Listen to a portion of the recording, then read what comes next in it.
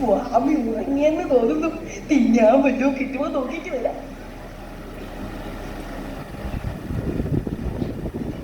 മനസ്സുറപ്പിച്ച് നന്നായി പ്രാർത്ഥിച്ചില്ലേ? ഇന്നത്തെ അധ്യയനം ആരംഭിക്കും. ഇന്നലെ നീ ഏത് ശ്ലോകമാണ് പഠിച്ചത്? ചോദിച്ചത് കേട്ടിട്ടുണ്ടോ? ശാന്തില്ല ശാന്തില്ല ശാന്തില്ല ശാന്തില്ല. ഇയാളിത് എവിടെ പോയി? അജ്ഞാനത്തിന്റെ അന്ധകാരമാണെങ്കിലും അതിൽ പെട്ടുരുളുന്നവനല്ലേ, പിന്നെ എങ്ങനെ കാണും? ശാന്തില്ല ശാന്തില്ല.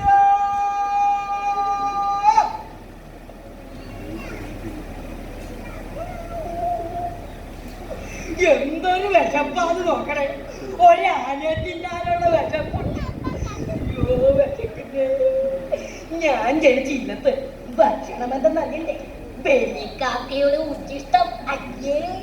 പിന്നൊരു കാര്യം, എന്റെ ഇന്നത്ത് ഒരൊറ്റയാളുടെ നാവിൽ ഹരിയെന്നാകിയ ഒരക്ഷരം അരിയാരൂടെ പോയിട്ടില്ല.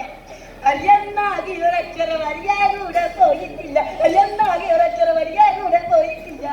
ബ്രാഹ്മണൻ എന്ന് പറയാനും മാത്രം തോന്നൊരു കൂണുണ്ട്. അതിങ്ങനെ ഇങ്ങനെ വലിച്ചോ വലിച്ചോ വലിച്ചോണ്ടിരിക്കാം. ഭക്ഷണം കിട്ടുന്നതല്ല വലിയ ബുദ്ധിമുട്ടാ. സദാസമയവും ബോധം തന്നെ ബോധം തോറ്റു.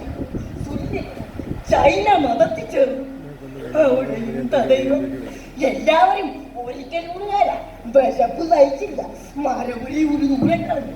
പിച്ചച്ചട്ടി തല്ലി പൊട്ടിച്ചു. കഴിഞ്ഞു. എന്നിട്ട് നടാം.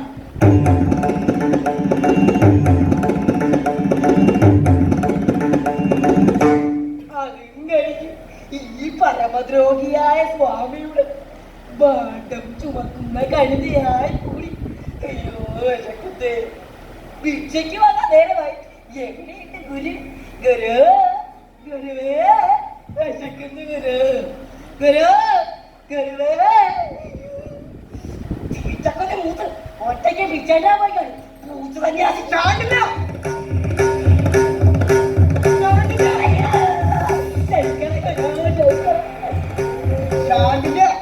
ഇങ്ങനെ പേടിത്തവനായാലും ധൈര്യമായി വരും.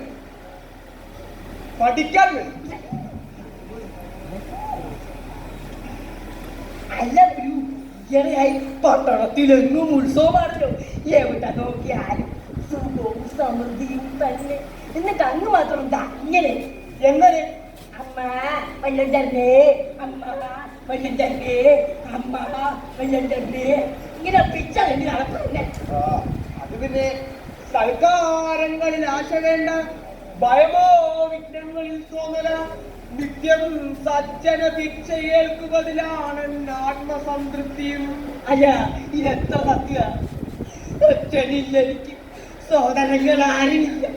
എല്ലാം അവിടുന്ന് ഭക്ഷണം കിട്ടാതായപ്പോഴാ ഞാൻ ഇങ്ങോട്ട് പോകും.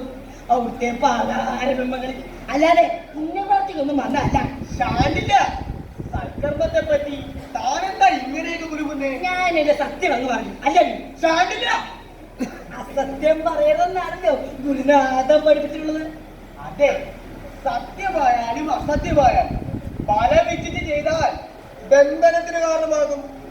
സൽക്കർമ്മം ഒരുവൻ ചെയ്താൽ അതിന്റെ ഫലമാകുകയും ദേവന്മാർ കാത്തു സൂക്ഷിക്കും. നോക്കാൻ ഏൽപ്പിച്ച സ്വത്ത് പോലും. അല്ല അതപ്പോഴെ നമുക്ക് കിട്ടുക. എന്ത്? ആ കർമ്മവനെ ദേവന്മാര് വെച്ചോണ്ടിട്ട് നമുക്കെന്തോ കിട്ടാനാ? വൈരാഗ്യത്തോടുകൂടി ഐശ്വര്യം വന്ന് ചേരുമ്പോൾ അത് മനുഷ്യന് വന്ന് ചേരും. എങ്ങനെ വന്ന് ചേരും? അതിന് നിസ്സംഗത വേണം. നിസ്സംഗത അതെന്തുവാ? രാഗത്തിലും ദേഷ്യത്തിലും പെടാതെ അവയ്ക്ക് നടുവിൽ നിൽക്കാൻ സാധിച്ചാൽ നിസ്സംഗതയായി. ഒന്നും മനസ്സിലായില്ല. ഒന്നിനോട് സ്നേഹവും ദേഷ്യവും തോന്നാത്ത അവസ്ഥയെ വേണമെങ്കിൽ നിസ്സംഗത എന്ന് പറയാം. പൊളി പൊളി ശുദ്ധ പൊളി. എന്തുകൊണ്ട്? അങ്ങ് നിസ്സംഗനല്ലേ അല്ലേ? അതെ. പിന്നെന്തുകൊണ്ടാ അങ്ങ് എന്റെ അടുത്ത് ശുദ്ധി കാണിക്കുന്നത്? താൻ പഠിക്കാത്തത് കൊണ്ട്. ഞാൻ പഠിച്ചാലും ഇല്ലെങ്കിലും നിസ്സംഗനായ ഗുരുവിന് എന്തോ വരാൻ. അങ്ങനെയല്ല. പഠിക്കാൻ വരുന്ന ശിഷ്യൻ നന്നാവണമെങ്കിൽ അവനെ ശിക്ഷിച്ചേ മതിയാകും. അതാണ് ശാസ്ത്രം വിധിച്ചിട്ടുള്ളത്. എവിടെ വിധിച്ചിട്ടുള്ളത്? ശാസ്ത്രം വിധിച്ചിട്ടുള്ളത്.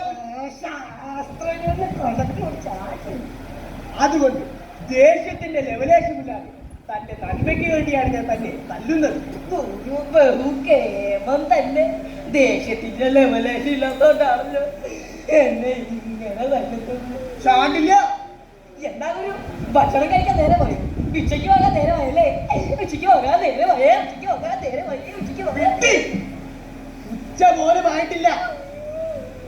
ശാസ്ത്രം പറയുന്നത് എന്തെന്ന് അറിയണ്ടേ? ശാസ്ത്രം പിന്നെ പറഞ്ഞോ? ഉനക്ക മാറ്റി വെച്ച് അടുപ്പിലെ തീയെല്ലാം കെട്ടാറി വീട്ടിലുള്ളവർ ഊണ് കഴിച്ചതിന് ശേഷമേ സന്യാസിമാർ ഭിക്ഷയ്ക്ക് പോകാൻ പാടുള്ളൂ. അതുകൊണ്ട് വരൂ, ഉദ്യാനത്തിലേക്ക് പോകാം. അവിടെ കുറച്ചു നേരം വിശ്രമിക്കാം. ഭക്ഷണം കഴിക്കാതെ എന്ത് വിശ്രമ സ്വാമി? അല്ല അങ്ങല്ലേ പറഞ്ഞത് അങ്ങക്ക് സുഖവും ദുഃഖവും എല്ലാം ഒരുപോലാണ്. പിന്നെന്തിനാ വിശ്രമം? ഭക്ഷണം പോലെ കഴിക്കാതെ. അത് ശരിയാണ്. നമ്മുടെ ആത്മാവിന് സുഖവും ദുഃഖവും എല്ലാം ഒരുപോലെയാണ്. പക്ഷേ നമ്മുടെ കർമാത്മാവിന് ഇപ്പോൾ വിശ്രമം ആവശ്യമുണ്ട്. ആത്മാവ് കർമാത്മാവ് സത്യം പറഞ്ഞ അങ്ങക്ക് അങ്ങനെ തന്നെ പിടിയില്ലല്ലേ?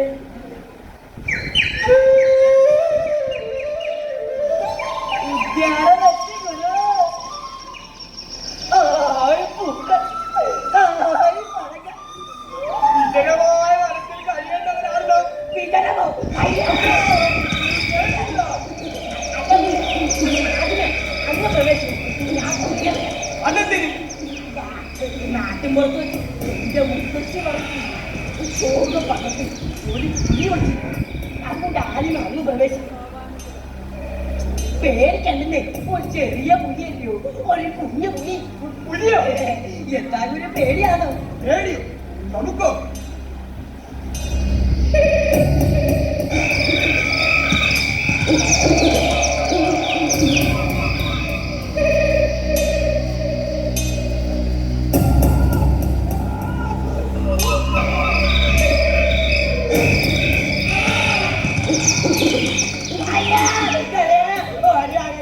എന്നെ പറയുന്നത് പുലി കടിച്ച് നിന്നെ പുലിയുടെ വായിൽ നിന്ന് രക്ഷിക്കാം. ചാണ്ടില്ല, ഭയപ്പെടണ്ട, പുലിയല്ലത്, കണ്ടാമാണ്. അയ്യോ എന്നെ കണ്ണനെ കട്ടി നിന്നെ കഥ കട്ടി നിന്നെ ഉള്ളാണത്, ഉള്ള് മുള്ള ദൈവമേ എന്നെ മുള്ള കട്ടി നിന്നെ മുള്ളായിരുന്നു. സ്വാമി ഈ ഉള്ള മുള്ള സഹായിക്കാമോ? പരാശ്രയം നന്നല്ല, സ്വാശ്രയം സ്വീകരിക്കൂ. അതെന്തുവാ? മുള്ള് തന്നെത്താനെ എടുത്ത് കളയാൻ.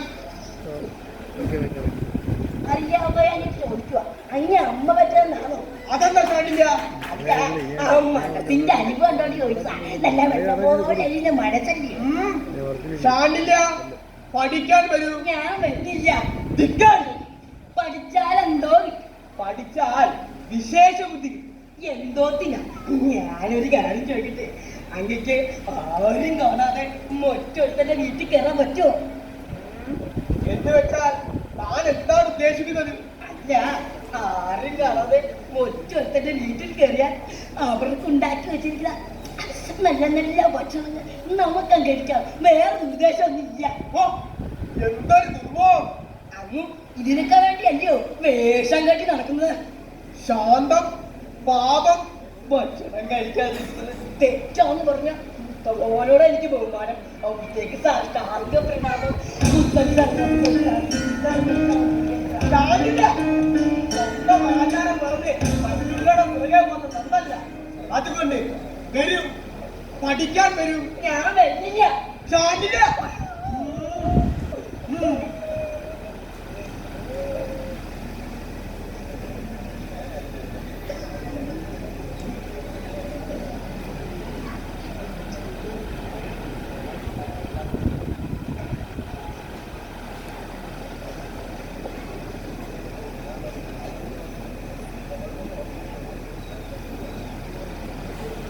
ചാണ്ടില്ല.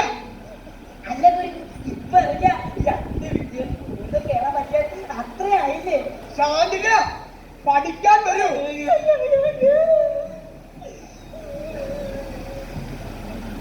പത്മാസനത്തിലിരുന്ന് ചിന്മുദ്ര പിടിച്ച് ചൊല്ലുക.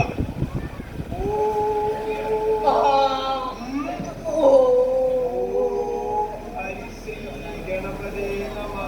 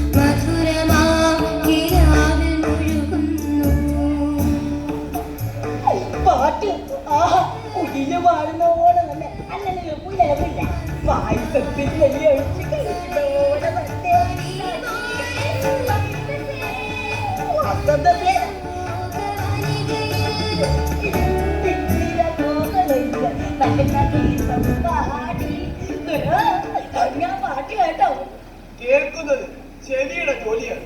നമ്മുടെ മനസ്സ് അതിലെങ്ങും വ്യാപൃതമല്ല. പാട്ട് അതേതാ ഒരു കഴുതക്കാച്ചിന്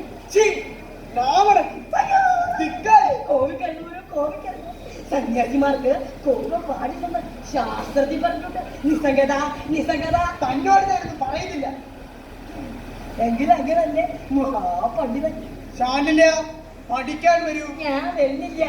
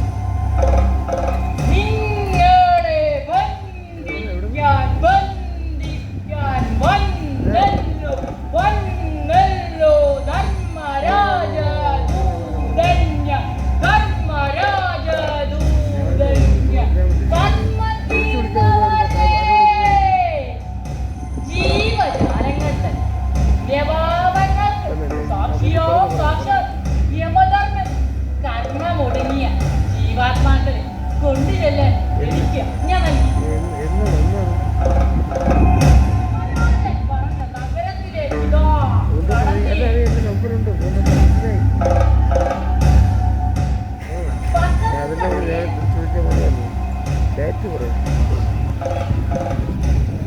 ഇവിടെയാണ് വസന്തസേന.